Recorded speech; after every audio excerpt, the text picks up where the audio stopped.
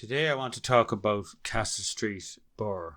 It's one of the oldest streets in Birr, and one of the reasons for this study or presentation is to enhance our knowledge of the streets of the towns in which we live, and thereby to promote living in the town, shopping and having coffee, while at the same time engaging with our surroundings and knowing something of the history of the place. So we're starting now with Castle Street, and first of all I want to acknowledge all the people who have been so helpful in assisting me in different ways with this presentation. And next I want to tell you that Castle Street has the oldest surviving photograph for any street in County Offaly.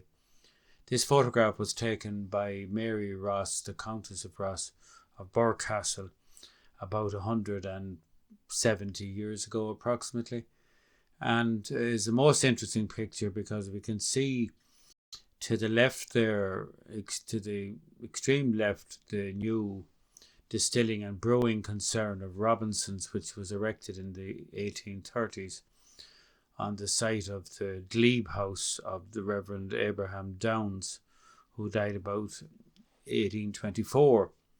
And beyond that we have what's known as the pig market, that long high wall there with only one entrance at that time. And then you have these high gabled houses all to the left side.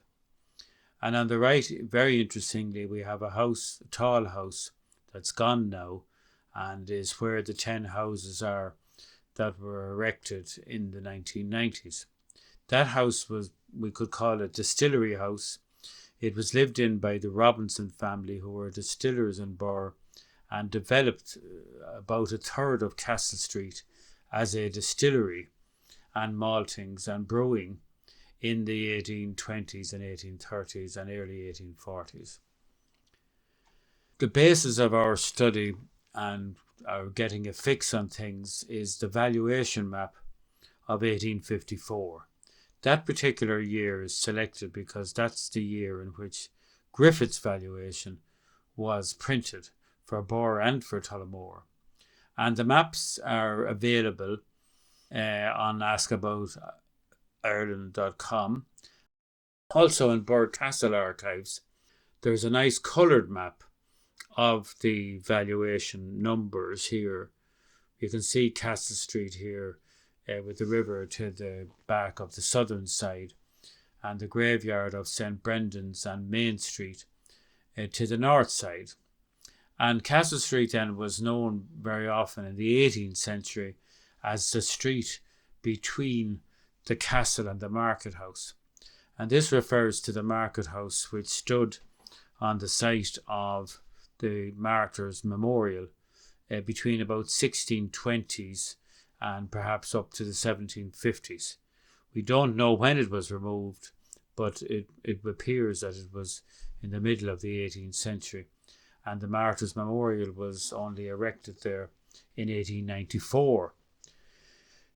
Now, convenient for you then, as I mentioned, the maps are available on askaboutirland.com, and it's not as nice a quality as the coloured map from Birr Castle archives, but it's valuable, and also it's the final word on the numbering system to match up with Griffith, because in fact there are one or two variants from the coloured map that I've just shown you to this map.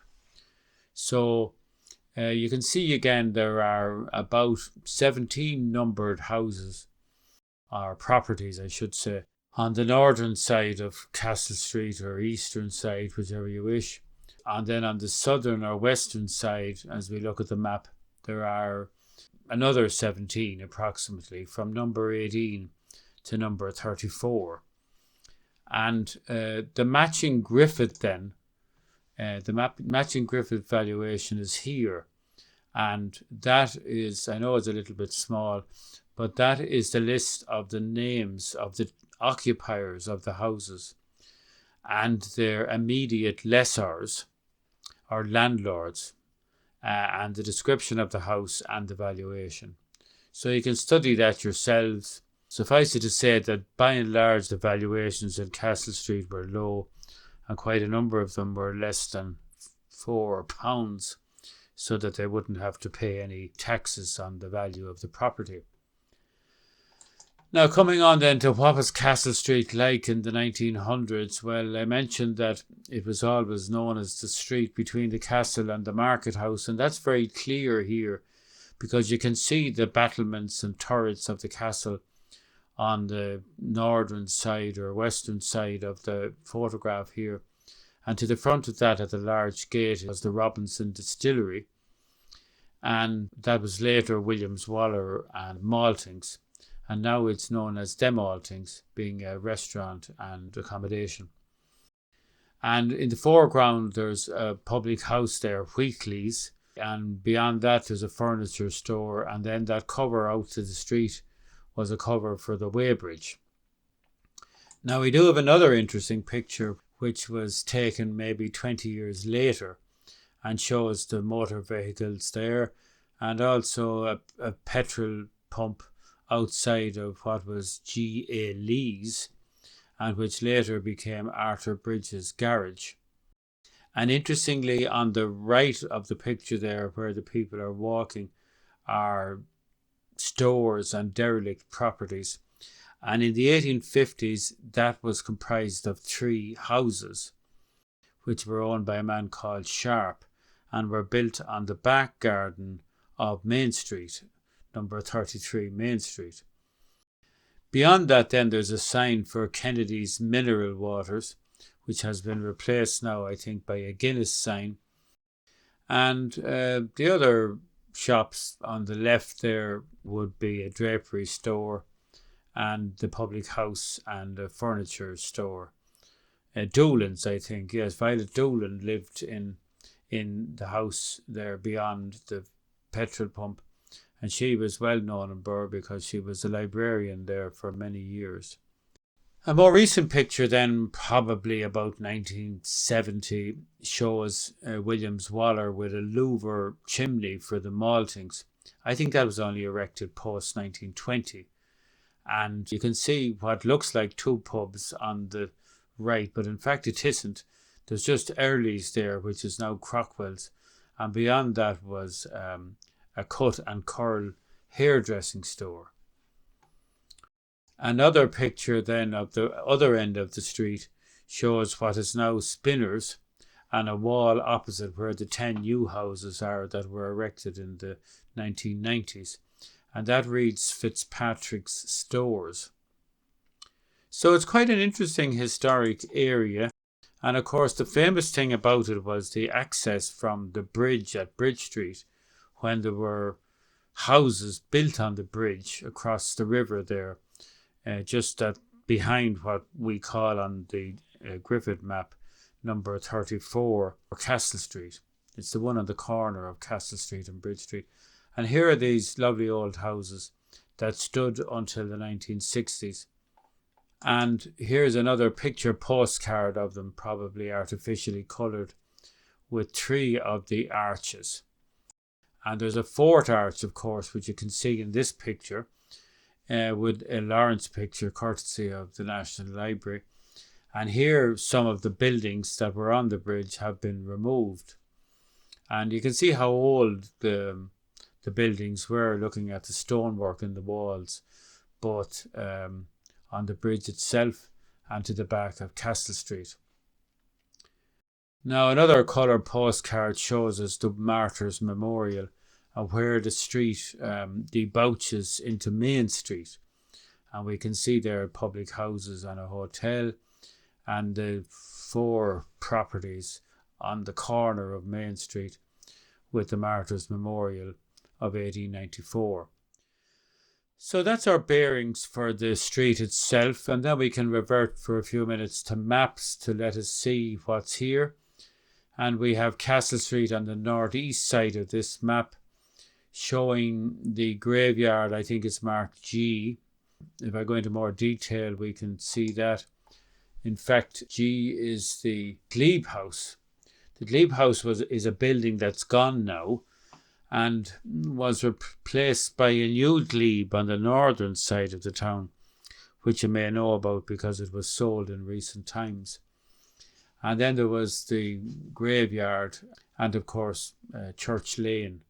And interestingly, between Castle Street and Church Lane, there's an interesting area which might form part of the original monastic site of Birr.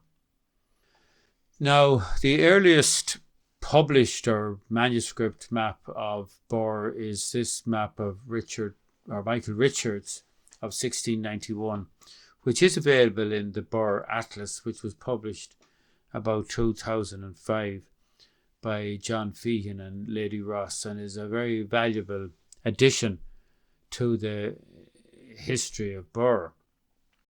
And again, the Castle Street is shown there as the approach from the Market House, which I think is numbered H. And you can see the houses, some houses and gardens in Castle Street at the time, heading towards F, which is the graveyard and the church. So you get an impression of where we're at, because, of course, the river is marked R, I think, there. There is a legend that is with the map, and I'll show you that in a moment.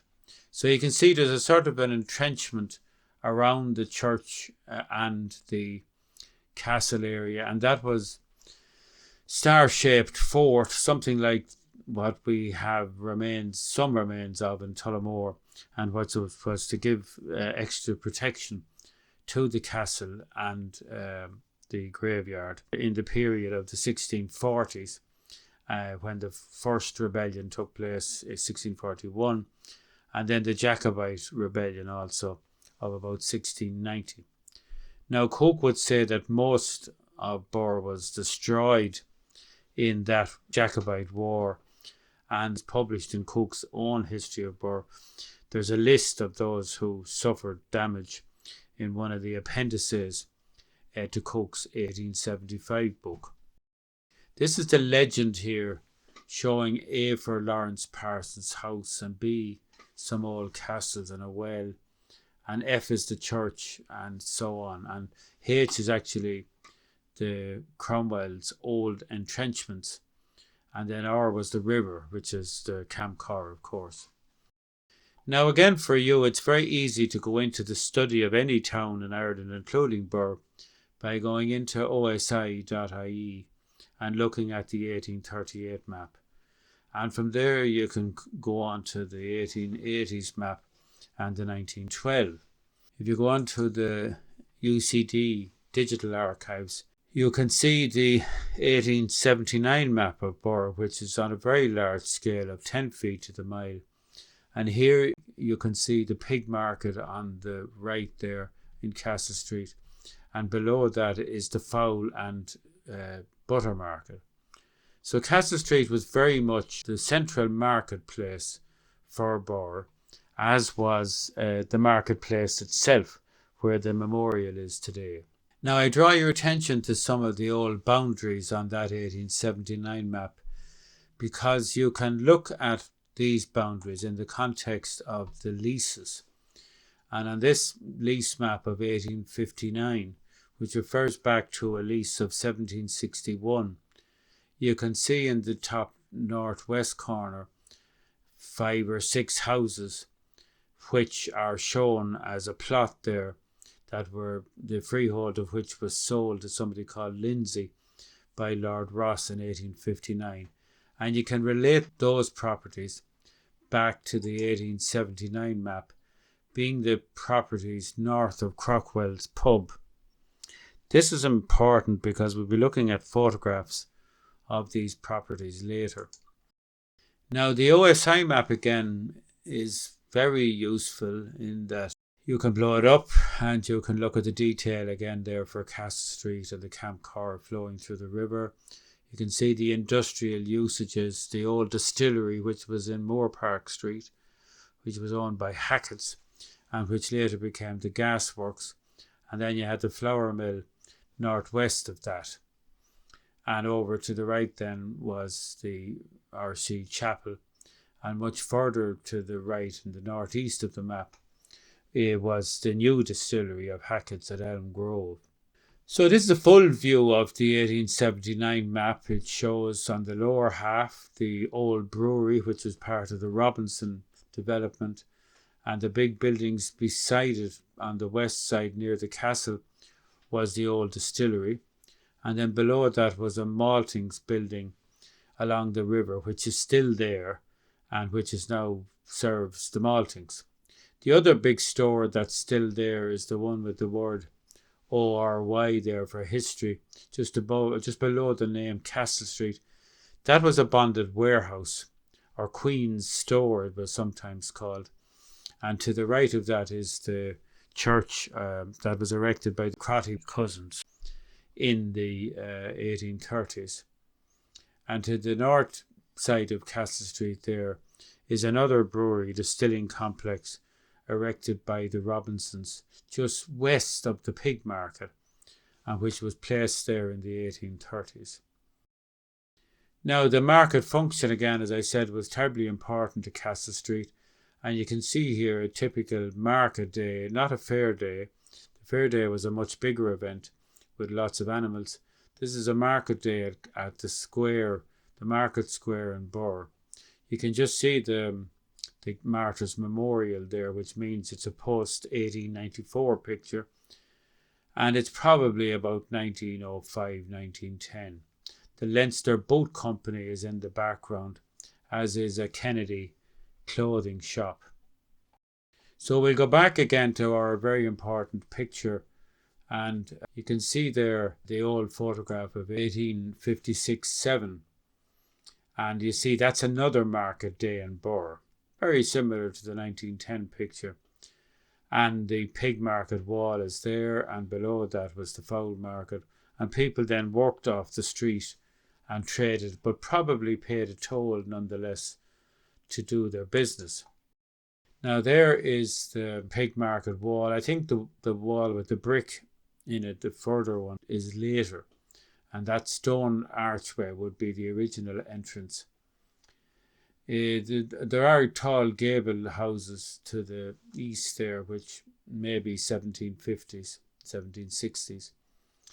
John Murphy was the tenant of the pig market in the 1840s, and he would have been paid, or he would have collected money from the farmers who were selling their vegetables, and he would have paid a standard rate of about £75, I think it was, to Lord Ross for the benefit of the tolls, for the entitlement to collect the tolls. So whatever he made then was his own once he paid his rent. And he was very coy about telling the valuers what he was taking in, telling them that he was making a return to the revenue as to what he was making, which surprised me because I didn't think that the income tax came in until the 1850s. He also had sued a neighbour over a sewer, so that tells you that there were sewers in Castle Street. There wouldn't have been piped water in those days, and the sewers, of course, would have fed into the river until a proper sewerage was put in the early part of the 20th century. The street, probably from 1850s, was lit by gas when the gas company came to Birr, or was invited to Birr, in 1852. Now the other view then of the same street shows us what is now Spinners, and a derelict building which I think was formerly Cash, and all of that was part of the old distilling and brewing complex that Robinsons built in the 1830s.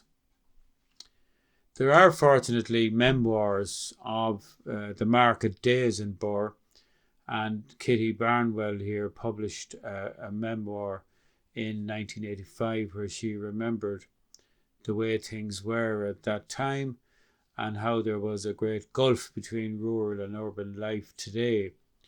And country people, and indeed in years gone by, but perhaps less so in those days, country people only came to town to the Saturday market to sell their produce and lay in a week's supply of provisions. The farmer's wife brought her butter, of course, covered in cabbage leaves to help keep it cool and firm. and the customers went from one to the other with a threepenny bit or even a thumbnail, and dug out a sample of the butter, as often as not turning up a nose and passing on to the next vendor. And so on with the Eggman. And then there was, as I mentioned, the fowl market also, where chicken and ducks were sold, and also some turf and wood. And of course, when there was a fair day, that extended over 3 or 4 streets. So coming back then to the map again, it's terribly important to keep an eye to this map for the numbering of the properties that we're talking about. I mentioned now already the Distillery, and that's number 16 on the northwest corner of this map. And the King's Store you can see there, that's the bonded warehouse. I think I should have said 19 for that Distillery. The print is a bit small there. On the opposite side, 16 and 17 would be where the new brewing and distilling operations were carried on for a period, and was on the site of the old glebe house where Mr. Abraham Downes lived until his death in the 1820s. The distillery was very extensive because some of the houses on Castle Street beyond the church, these would probably be maybe 36, 35 and 34 would have been part of the distilling property. It's essentially the block that's south of the PM house, which is the Presbyterian meeting house. And in fact, it would be 26, 25 and 24 would be the numbers. And these then are shown by reference to a valuation map on this particular picture, showing you the entire area that was rated to D.E. Williams in the 20th century as being part of their maltings property. And it included 3 or 4 houses that either Williams or its predecessor, Birr Maltings, would have sold to the occupiers of those houses in the 1930s. And where you see the number 22 now, that would all be the area where the new houses have been developed in the 1990s. Finding out about these things takes a bit of time, but there's good documentation in Birr Castle archives. And you can see here a lease from Sir William Parsons to Edwin Palmer, which, if memory serves me, is 1760s. And going back to the earlier map, again, the distillery and the King's Store and the plot below it, there's 4 plots in all. They were all part of the distillery property, so it was very extensive.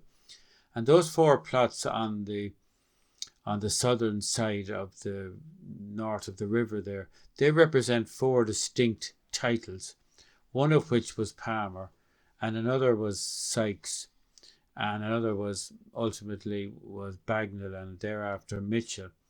So it was a complex title that the Robinsons put together in the 1830s. And there is part of the property again that has survived in the Birr Maltings at Castle Street. And another view of it here with part of the excise or bonded warehouse on the right. And here is, it's now a gym. And here's a close-up of that bonded warehouse. Of course, it wasn't needed after the 1840s because distilling ceased. The reason being that Father Matthew's temperance campaign was very successful, and it appears that the Robinsons had invested very substantial capital in the distillery in the 1830s and early 1840s, and then found that they were not able to discharge their debt obligations and were forced to sell. So not unlike what happens today, they stripped the place of as much as they could on leaving, and it was then taken over by solicitors for the various creditors, and it was let for a short period for a temporary or auxiliary workhouse.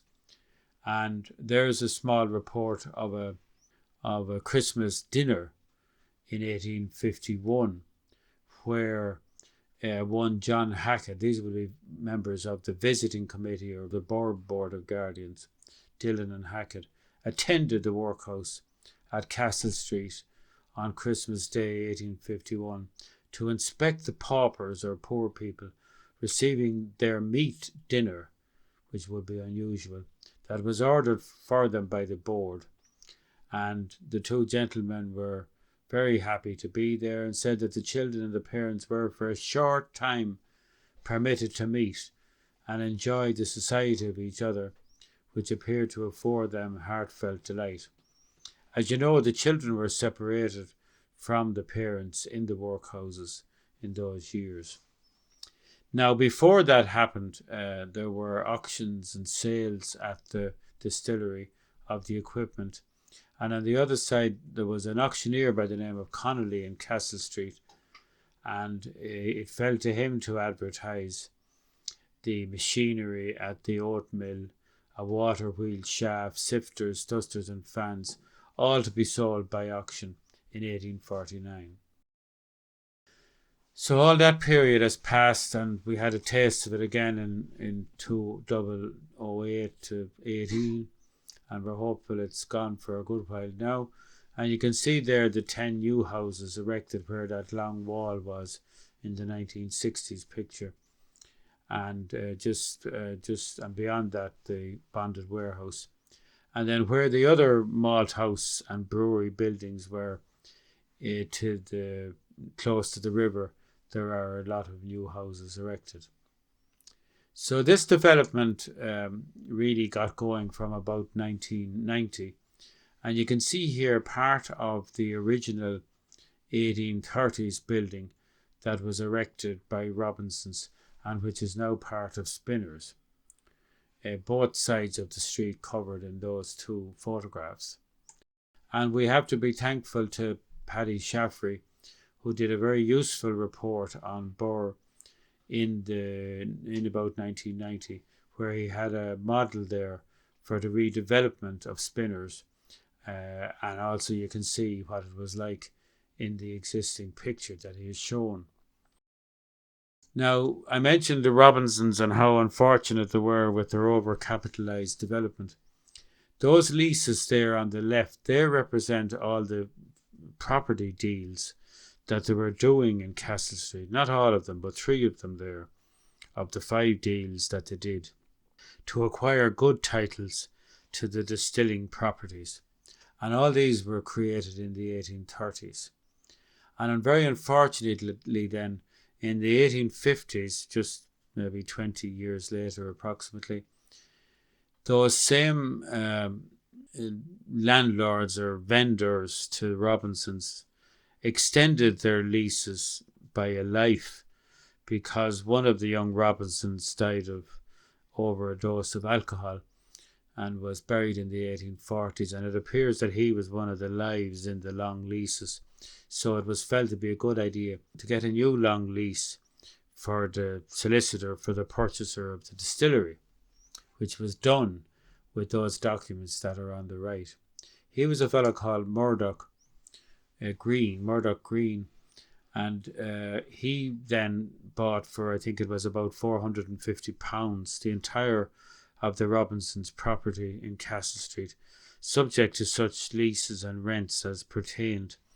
And he sold then for about £650, I think, to William Woods, who went ahead and developed a brewery in that street about late 1855, 1856. That brewing business carried on for, I suppose, about 50 years until it became solely a maltings by 1910. And at that stage, the Woods family got out of the malting business, and it was purchased by Figgis and Company, and they managed it and owned it and sold a lot of their product to Guinness's. And in 1945, the Williams Company bought the property. Now, they're no strangers to Castle Street, because at one stage they had 3 shops or 3 buildings in Castle Street. They also had a shop in Connaught Street and one in Duke Street. But this was their biggest store here in Castle Street. And this picture would have been taken about 1983 or 4. And you can see the buildings today on the left, and on the right they're the buildings as they were in the 1980s. They'd gone through some vicissitudes. There was a fire here in 1897 that destroyed the end building, but it was re-erected, and some further repairs were carried out to the other two. That was 1897. And here it is then. You can see the new building on the left there with D. Williams. It was a drapery store, and it was a 3-story building, but not as tall as the two other buildings, which I often call numbers 33 and 32 in Castle Street. You can see the archway there, which used to exist beside Violet Doolan's house, which would have been to the right of that. You can see the full archway there and the whole of the market place or market square in the second picture on the right. Now, we have, following on from these photographs, how do we know who was trading on the streets? And the exercise I've been doing for Castle Street can be done for all the streets in Birr. And I mention this because here is an example of the people who were in business in Castle Street in 1824. That is the year of the first trade directory for Birr.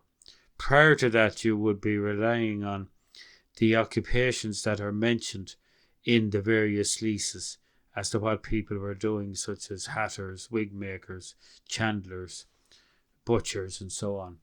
You can see that the Reverend Mr. Downs was the only gentry type individual on the street, and he lived in the Glebe house where the brewing concerns were later, and subsequently spinners.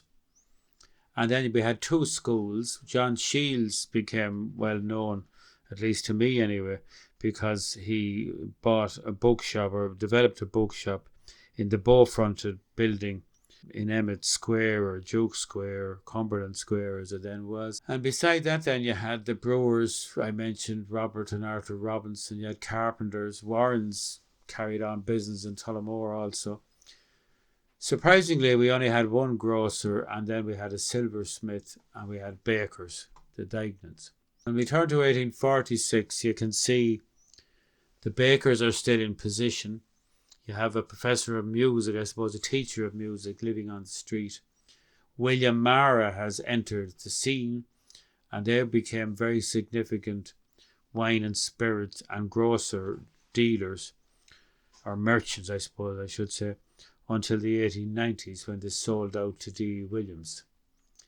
The Patrick Bowen there, the publican, he was in the pub known as Crockwell's today. There's another list here for 1889, and again the names there are Cully, which is now Crockwell's, and you had James Ryan, Michael Horn, somebody called Joyner, Cleary's, who were prominent on the street as woolen merchants, a Sarah Malloy, who was a publican, a saddler, and then I mentioned Cleary, he's corn, wool and game merchant. I think he was a county councillor as well. Woods, as I mentioned. And then you had another man making watches, a bootmaker, and actually 2 more bootmakers and tailors. Those are the kind of businesses you'd get in any town, but I expect in Castle Street they were particularly strong because they were catering for the farming people coming into town 1 or 2 days a week and swarming the town on the big days of the fairs. The Crotty episode doesn't need to be enlarged by me. It's well known in Birr and it can be easily researched nowadays. Here is the church that was built in the 1830s, largely financed by Presbyterian money, and it became a Presbyterian church and continued as such until 1885, when it was incorporated in the malting and brewing concerns of the Woods family, and the Presbyterians moved to a new church in John's Place. These are the signatures of the Crotty cousins, a long lease that was given to them in the 1830s by trustees on behalf of Lord Ross. to practice religion and so on in the building, and not to cause, I suppose, any rumpus. Now, who lived here in 1821? We're fortunate in Birr to have the census of 1821, and there were about 32 houses in the street at the time and 203 inhabitants. And you can see Robinson's had an office there, first of all. Sampson, Friend, Margaret Malloy, John Kelly, Abraham Downs is mentioned there, Thomas Miller, Michael Burke, and Shields is mentioned. He was the bookseller afterwards in Duke Square. And the full details of these occupiers can be found online now in the census returns for 1821, 1901 and 1911. But I'm just giving you a summary of them there. You can see that a lot of houses had servants at that time, whereas by 1901, 1911, very few had. And then here's the 1901 census. Cleary, Cully is Crockwell. So the numbering of and the census of 1901, 1911 is different to the numbering in the Griffiths valuation, which makes matters a bit more complicated. But number 1 in 1901 census is number 5 in the Griffiths valuation and is now Crockwell's. And you work your way up the street then from there. And most of what's on the left side of that frame is the northern side of Castle Street, the Crockwell side. And then the other side, the right-hand side of the frame, is the butchers and the maltings property with the names of those who lived there at the time. Julia Ryan probably preceded the Wheatleys in business there, and then Clearys were a family who lived on the street. The number of houses didn't vary very much from what it was in 1821. I mentioned there, it appears that the McCann Drapery had 6 occupants. Martin and Cleary had 6. Michael and Julia Horan just 2. And then there was Gilbert Lee, who was an outfitter, a drapery outfitter. He was a Methodist, and he also ran a bicycle shop by 1911. And here then is the 1911 census.